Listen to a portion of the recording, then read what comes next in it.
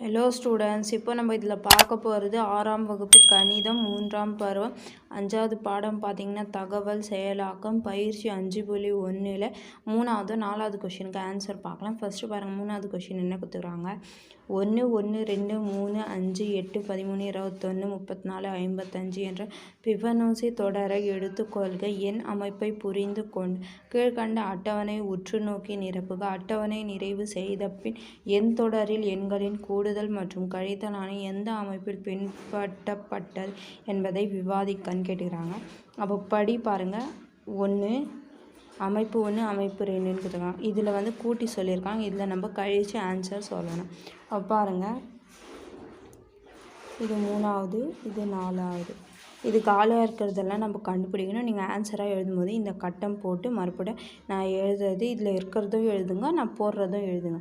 அப்போ பாருங்கள், இது ஃபிபனோசி தொடரில் இருக்கிறது என்ன தான் எடுத்துக்கிறாங்க பாருங்கள். 1 3 எடுத்திருக்காங்க பாருங்கள். இந்த 1 எடுத்திருக்காங்க, அதுக்கப்புறம் இந்த 3 எடுத்திருக்காங்க. இப்போ 1 3 கூட்டிங்கன்னா எவ்வளோ 4. அப்போது 4 இந்த சைடும் 4 தான் உங்களுக்கு ஆன்சர் வரணும். ஆனால் ஃபிபனோசி தொடரில் இருக்கிறது எண்களை வச்சு நீங்கள் கழிச்சிங்கன்னா தான் அது வரும். அப்போது இங்கே பாருங்கள், 5 எடுத்திருக்காங்க, 1 எடுத்திருக்காங்க. இப்போ 5லேருந்து 1 போச்சுன்னா 4, அதே ஆன்சர் தானே வருது. 2 அமைப்பாக நம்ம எழுதணும், ஆனால் ஆன்சர் அதே தான் வரணும். அப்போ பாருங்கள், 2வது பாருங்கள், 1 எடுத்திருக்காங்க, இந்த 1, அதுக்கப்புறம் ஒரு நம்பர் விட்டுட்டு இருக்காங்க, 3 எடுத்திருக்காங்க, மறுபடியும் ஒரு நம்பர் விட்டுட்டு 8 எடுத்திருக்காங்களா.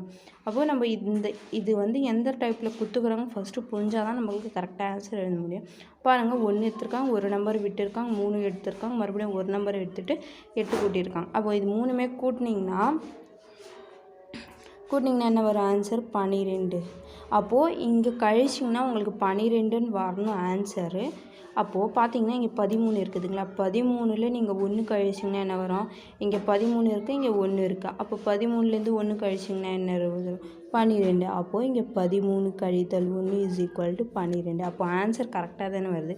அதே மாதிரி 3வது ஸ்டெப்பில் பாருங்கள், 1 எடுத்திருக்காங்க, 2 விட்டுட்டு இருக்காங்க, 3 கூட்டல், அதுக்கப்புறம் மறுபடியும் 5 விட்டுட்டு இருக்காங்க, 8 எடுத்திருக்காங்க. அதுக்கப்புறம் நான் என்ன பண்ணணும், 13 விட்டுட்டு 21 எடுக்கணும். அப்போது அதே தானே எடுத்திருக்காங்க.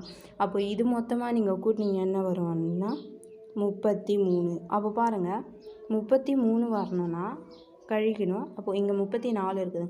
34ல் நீங்கள் 1 கழிச்சிங்கன்னா 33 கரெக்டாக வரும். அப்போ இங்கே பார்த்தீங்கன்னா 34 கழித்தல் 1னா 33. அடுத்தது 4வது ஸ்டெப் இதே மாதிரி தான் வரும் பாருங்கள். 1 கூட்டல் 3 கூட்டல் 8 கூட்டல் 21 கூட்டல் அடுத்த எண் பார்த்திங்கன்னா 1 விட்டுட்டு அதுக்கப்புறம் இது 55 எடுக்கணும். அப்போது 55. அப்போது 55 33 கூட்டிங்கன்னா எவ்வளோ 88. அப்போது இங்கே 88ன்னு வருது ஆன்சர். இது ஃபிபனோசி தொடர். இங்கே 55 தானே கொடுத்துக்கிறாங்க. இதுக்கு அடுத்த எண் பார்த்திங்கன்னா 55 34 நீங்கள் கூட்டினீங்கன்னா தான் அடுத்த எண். அப்போது 55 34 நீங்கள் கூட்டினீங்கன்னா 89ன்னு வரும். அப்போ பார்த்தீங்கன்னா 89ல் 1 கூட்டினீங்கன்னா 1 கழிச்சிங்கன்னா என்ன வரும் 88. அப்போது அமைப்பு 2 பார்த்தீங்கன்னா 89 கழித்தல் 1 = 88. புரிஞ்சுதுங்களா. அவ்வளோதான் இதுக்கு ஆன்சர். இதில் இருக்க எண்களை வச்சு தான் நம்ம இதை அட்டவணை நிரப்பணும். 3வது ஆன்சர் அவ்வளோதான். புரிஞ்சுதுங்களா. அதுக்கப்புறம் பாருங்கள், 4வது கொஷின் என்ன கேட்டுக்கிறாங்க. கீழ்கண்ட அமைப்பை நிறைவு செய்கன்னு கேட்டுக்கிறாங்க. இந்த மாதிரி படம் கொடுத்துருக்காங்க. கட்டத்தில் நம்ம இதுக்கு ஆன்சர் கரெக்டாக கண்டுபிடிக்கணும். ஃபஸ்ட்டு பாருங்கள், ஏ இந்த சைடாக கொடுத்துக்கிறாங்களா, அதுக்கப்புறம் திருப்பி இந்த சைடாக கொடுத்துக்கிறாங்க, அதுக்கப்புறம் தலைக்கீழாக கொடுத்துக்கிறாங்க. அப்போது இது இந்த சைடு இருக்குதுன்னா இந்த ஏ பார்த்திங்கன்னா அந்த சைடு வரும். இந்த சைடு பார்த்த மாதிரி நீங்கள் போடும்போது இந்த கட்டம் போட்டு முழுசாக நீங்கள் போடுங்க. இதில் இருக்கிறதும் போடணும், இல்லாததையும் எழுதணும். புரிஞ்சுங்களா. அதுக்கப்புறம் எண்ணு பாருங்கள். ஃபஸ்ட்டு இந்த மாதிரி குத்துக்கிறான், அதுக்கப்புறம் திருப்பி இந்த மாதிரி குத்துக்கிறான், மறுபடியும் இது திருப்பினீங்கன்னா இதே மாதிரி தான் வரும். மறுபடியும் இது பார்த்திங்கன்னா அப்போது இங்கே என்ன குத்துக்கிறாங்களோ அதே தான் வரும் உங்களுக்கு எண்ணு. புரிஞ்சுதுங்களா. அதுக்கப்புறம் பாருங்கள், இங்கே டபிள்யூ குத்துக்கிறான். அப்போ டபிள்யூ இந்த சைடு இருக்குது, இது இந்த சைடு பார்த்த மாதிரி இருக்குது. அப்போது இது இந்த சைடு இருக்கிறதுனா இது இந்த சைடு பார்த்த மாதிரி போடுங்க. இது இந்த சைடு இருக்குதுன்னா இது இந்த சைடு பார்த்த மாதிரி போடுங்க. புரிஞ்சுதுங்களா. அவ்வளோதான் இதுக்கு ஆன்சர். அதுக்கப்புறம் இது எப்படி எழுதுறோன்னா 4 பக்கமாக சுற்றுதுங்களா. அப்போ இதை 4 பக்கமே சுற்றுறதுனால இதுக்கு என்ன எழுதலான்னா, எழுதுறது அப்படியே எடுத்து எழுதிங்க. அடுத்தடுத்த அமைப்புகளை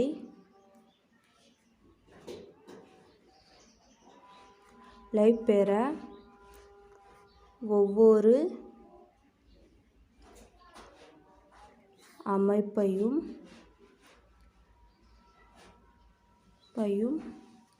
90 டிகிரி கடிகார திசையில் சுழற்ற வேண்டும்.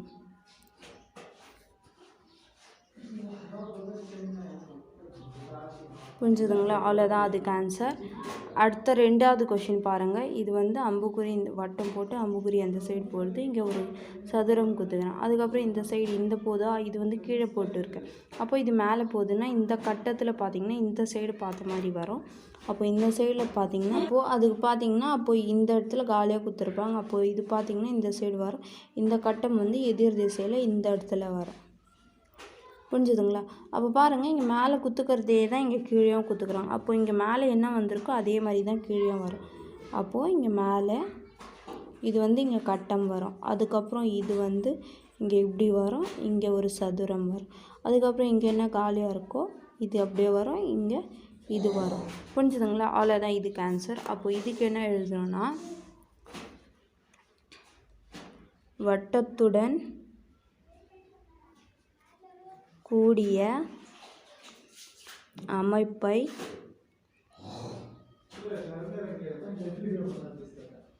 கடிகார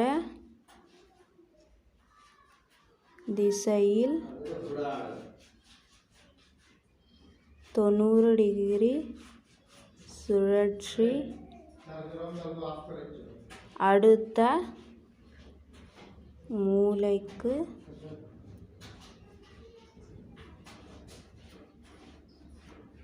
நகர்த்த.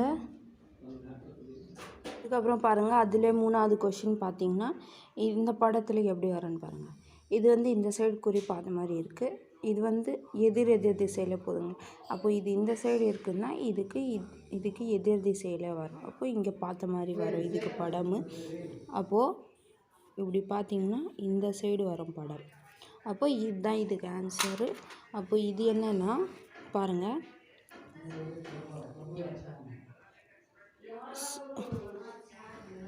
சதுரத்துக்கு உள்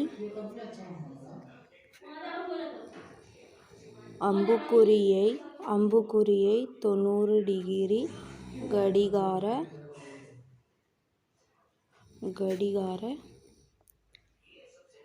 எதிர் திசையில் சுழற்றி அமைக்க வேண்டும்.